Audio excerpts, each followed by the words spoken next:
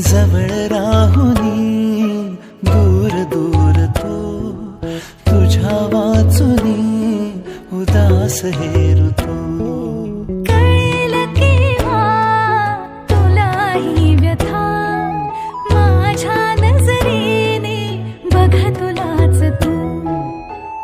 दोन किनारे आपण दोघे भेट अचानक होईल का मग श्वासाचे श्वासात गुंतले नकळताच बघ झालो जीवलग कसले काहुर कुठली हुरहुर